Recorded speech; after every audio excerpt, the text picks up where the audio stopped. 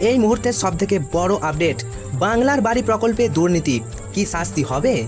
এই সমস্ত তথ্য যাচাইয়ের নির্দেশ দিল অবশেষে নবান্ন। বাংলার বাড়ি প্রকল্পে ব্যাপক দুর্নীতি, কি শাস্তি দেওয়া হবে? এবার তথ্য যাচাইয়ের নির্দেশ দিল নবান্ন। তৎকালীন তৃণমূল সরকারে একের পর এক দুর্নীতি চিত্র এবার প্রকাশ্যে। এবার দুর্নীতি হয়েছে বাংলার বাড়ি প্রকল্পেও, আর তাই এই দুর্নীতি তথ্য যাচাইয়ের নির্দেশ দিল নবান্ন।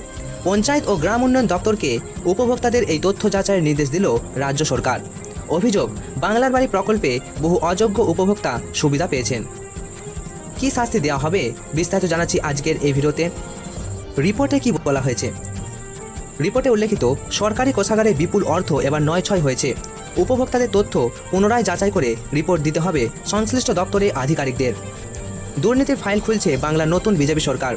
মুখ্যমন্ত্রী হওয়ার পর শুভেন্দু অধিকারী বলেছিলেন দুর্নীতি নিয়ে কোনো আপোষ করবেন না তিনি। যারা যারা দুর্নীতির সাথে যুক্ত তারা সকলেই শাস্তি পাবে, সেই মোতাবেক সমস্ত ফাইল খুলছেন মুখ্যমন্ত্রী। আর এবার সেই তালিকায় যুক্ত হলো বাংলার বাড়ি প্রকল্প।